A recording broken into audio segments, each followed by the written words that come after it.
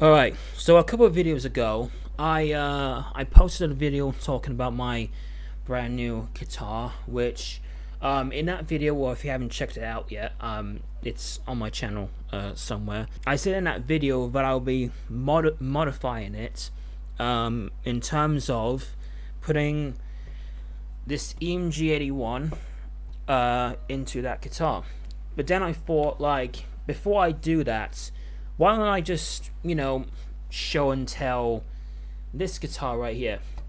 I discussed it a little bit in that previous video, but I'll go into the details in this video. So this is my Jackson JS something dinky. It's one of the more cheap models, but it's not, the cheapest sort of thing. I bought this guitar a while back. In the previous video I said that I kind of have like bad luck buying guitars online, and this one pretty much stuck with me, and for a number of reasons. Well, one, I modded the shit out of it. Maybe not as extensive, but modified it nonetheless. So I'll just go into the details. So when I bought it, immediately I knew that this is the stock pickup, the bridge pickup before it's somewhere at the back there.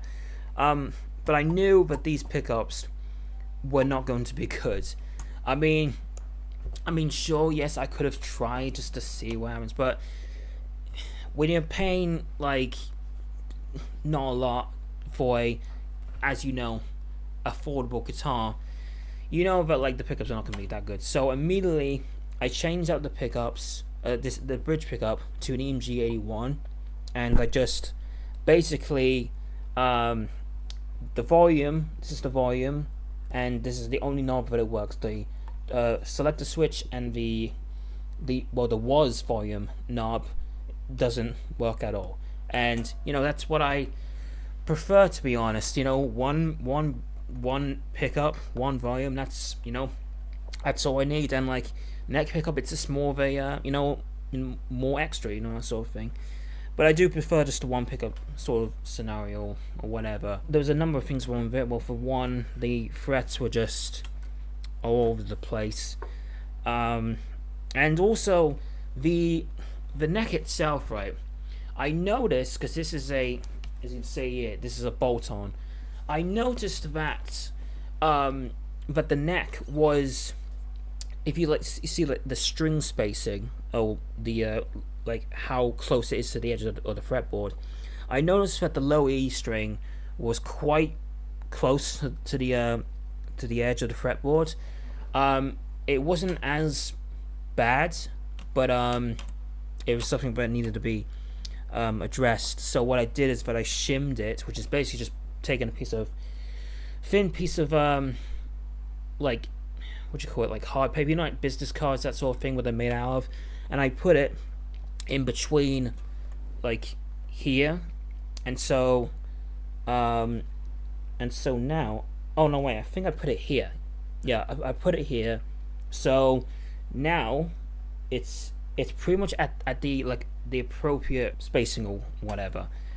I also did shim like for the height of the neck, because it was a bit, because the bridge itself was a bit low, and like the string height and all that stuff is all fucked up, etc. What else I did is that, if you see the Floyd here, the licensed tremolo, I put some stainless steel pole pieces on here.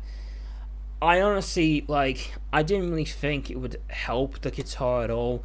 I just thought it looked cool, but I put it on here anyway, just to see what happens. And yeah, it didn't help the guitar, but at least it looked kind of cool. And I did it the same thing with the locking nuts. You see it, like the stainless steel nuts and all that stuff, right? This guitar has been through a number of different tuners. So on this one, it has the some cheap locking tuners, which I bought from Amazon. They're doing the job fine. I mean, like, to be honest, like, I haven't really been changing tunings or that much with this guitar anyway, so like for now they're fine. I mean, like, locking tuners, you know, they're a convenience if you want to string up guitars faster, that sort of thing.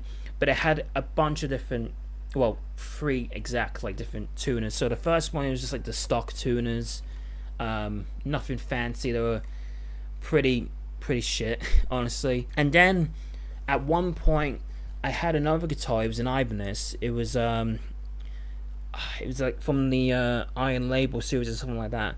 And for some odd reason, I decided to put the tuners on this guitar, because at the time I was having like issues with the Ibanez. When I sold the Ibanez, I put the original tuners back on, and I put the original tuners of this guitar back on, and then now I replaced it with, you know, these ones. And probably like the last thing that I will address that I've done with this guitar, the whammy bar does not mean, if you see the whammy bar does not mean that this is floating. This tremolo is blocked, and that's one of the things that I immediately did along with the replacement of the EMG. Fun fact about me: the reason why the tremolo bar is on here is because I play air guitar sometimes to like songs and this and that, and I leave it on there because, you know, some songs have like, because I like to mimic like